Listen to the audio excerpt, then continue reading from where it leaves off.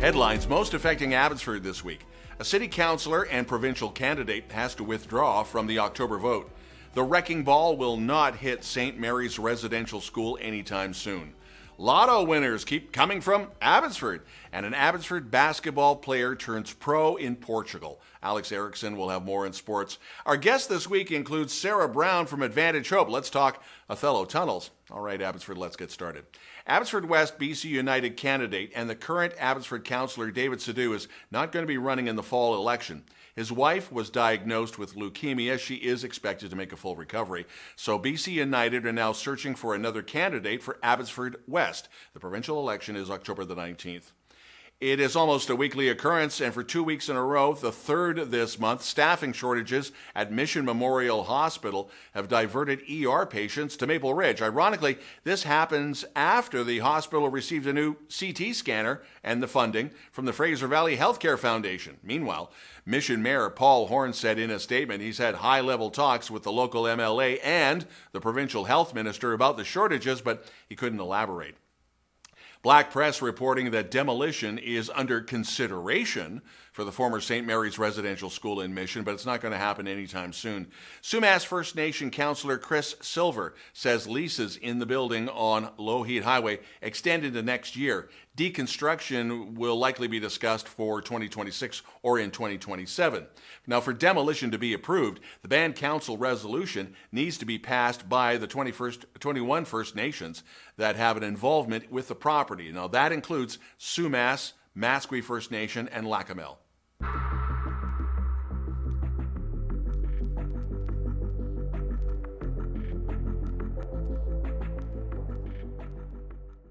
There is something in the air and the water in Abbotsford after a rash of Lotto winners. In the span of just a couple of weeks, two major prize winners, one of $212,000, the other of $500,000. That's three in the past month.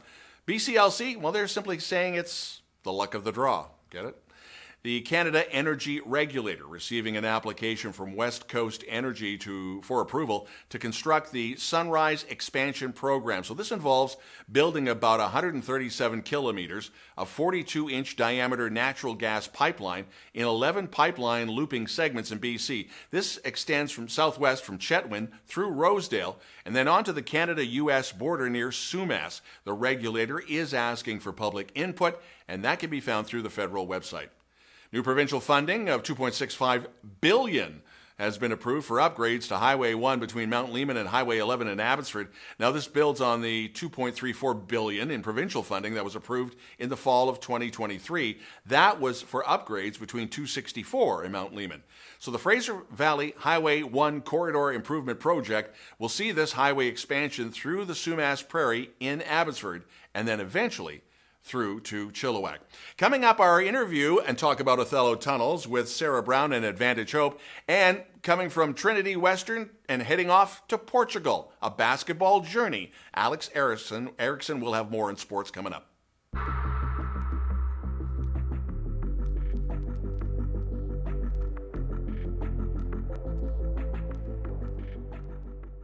This week continues with Sarah Brown from Advantage Hope and as we were joking off air, the never-ending saga of the Othello Tunnels. But they're open, and this was this past Monday. Yes, the 19th. How much stuff had to be moved? Do you have numbers yet? Because I know, and a tip of the hat to Kermode Moody of the Hope Standard. A couple of weeks ago, she published some photos, and it looked like, correct me on this, was this mining equipment? I mean, this was a lot of stuff. Yeah, there's a lot of work that had to go on there to make the site stable. The Coquihalla River basically ran right through that park and caused a lot of erosion and damage to rockfall prevention measures inside the tunnels, as well as the structure of the bridges. And so that was a lot of the work, a lot of seismic work, rock scaling like you'd see on the highways, that kind of thing, to make sure that it's fully safe. Because obviously also as in 1914 when they were blowing it open with dynamite, they weren't necessarily considering pedestrian safety in 2024. So there's a lot of different considerations there. But they do have the first tunnel open currently and the trail leading to the second tunnel. And it's all accessible from the tunnel's road entrance. Now, there's one bridge, and I've seen pictures of it, but I guess it's still behind a construction fence? It is, yeah. And they're doing, is the bridge itself okay, or is it work around it, or? It's work on the bridge, from what I understand. The structure of the bridge was damaged during the flooding because there was debris in the river that hit the legs of it.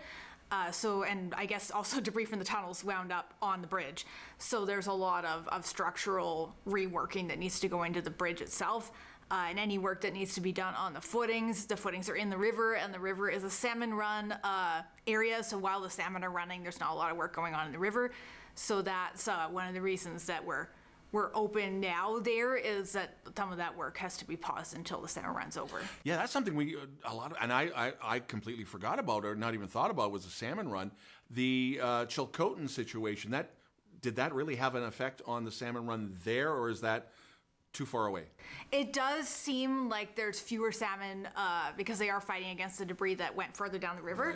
Right. But we are seeing some salmon in the Suckers Creek area where they spawn, and definitely a lot of hawks and that kind of thing, like circling around the river. So that's always a good sign, maybe a bad sign for the salmon, but yeah, that's a good sign. For us, there's actually fish in the area. So okay, tunnels 1 and 2 are open. The rest of the area, though, they're still clearing things away, and it doesn't sound like it's going to open anytime soon. That's what it sounds like. There's a lot of washouts on the Nicola Trail, so that section where it kind of goes over there is still closed. There's a portion of the KVR trail that starts where Thacker Regional Park is and goes past the graveyard there. We normally come into the tunnels from the back. And that trail is open, but it's blocked off at the tunnel because of the bridge. So you can't actually access the tunnels that way. But if you wanted to do like a nice railway trail walk along the river, that is reopened. And KVR, for those who don't know, is? Kettle Valley Railway. A good chunk of BC history. Wink, wink. Anything else we should know about? I know that there's a shuttle going on, and that's because parking is almost non-existent right now. Yes, so the only parking, because of the place where it's closed for the bridge, the only way to access the tunnel currently is from the Tunnels Road parking lot, and that parking lot is not especially large. So we do recommend for visitors that are coming to, if they can come at an off time, like really early in the morning or after dinner, that's probably better. It's easier to get a spot parked. This Saturday, we are operating a shuttle from the visitor center. It's leaving at 10:15, noon, and 1:30 from the visitor center. It lets you spend 45 minutes at the park and then returns you to the visitor center.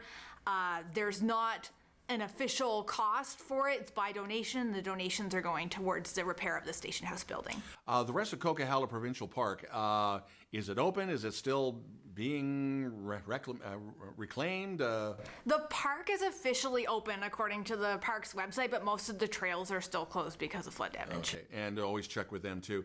And again, I guess you go to your social media to find out what's the latest. Yeah, and the BC Parks website for the Coquihalla Canyon Provincial Park, there's a little status thing at the top that you can open up menus, and it has a description of exactly what portions of the park are accessible, as well as the little brochure has got some history of the railway and that sort of thing.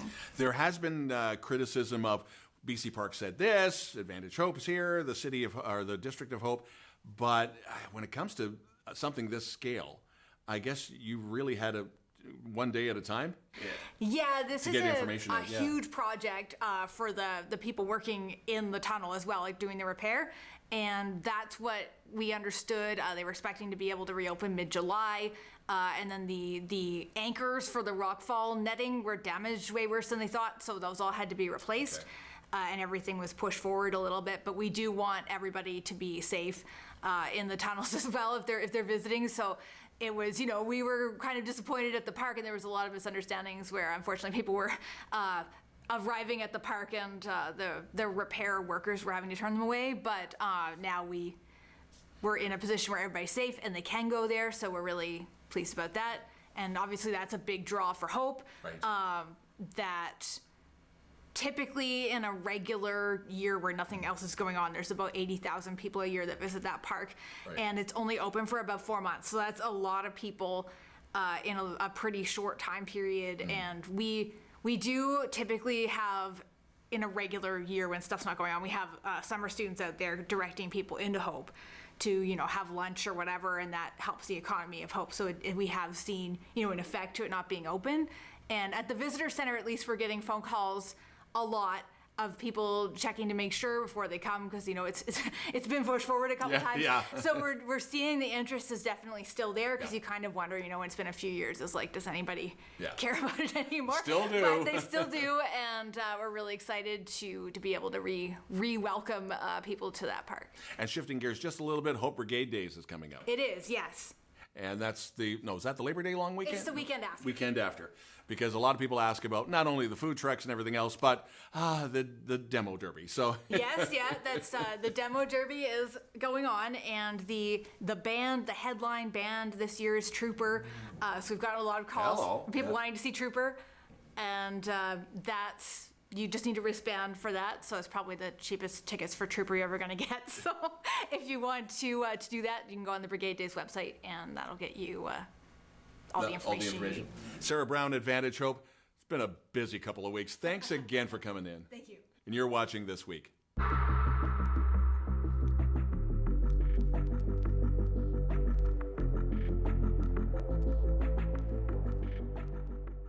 Hey Abbotsford, let's talk sports. Last weekend, the Langley Rams were in Kamloops to play the Broncos and won 38-6. Next up on August 24th, the Rams host the Valley Huskers at McLeod Stadium. It is the second annual Family Day and the third annual Cascade Cup for Valley football bragging rights. Congratulations to a couple of Abbotsford baseball teams. The Abbotsford Cardinals captured the Bantam AAA WCBA Western Canadian Championship. The Cardinals won the game 5-2 over the Red Deer Braves. And the Abbotsford Angels won gold in the 13U AAA division, beating the Southwest Edmonton Black Sox 16-1. Abbotsford's Jaden Gill was a standout in women's basketball at Trinity Western, and she is now off to play pro in Portugal. Gill starred for the Spartans for 4 seasons and is both a 2-time Canada West All-Star and a 2-time Youth Sports Academic All-Canadian. She is a Canada West All-Star in both the 2022-23 and 23-24 seasons. Prior to that, she played high school basketball at Robert Bateman. Abbotsford Canucks General Manager Ryan Johnson announced the hiring of Harry Mahesh as assistant coach, Andrew Shaw as video coach, and Ross McCalloo as assistant athletic therapist, in addition to confirming the rest of the club's hockey operations staff ahead of the 24-25 American Hockey League season. The appointment of Shaw was already announced by his former club, the BCHL Chilliwack Chiefs. Coming up, Cari with weather.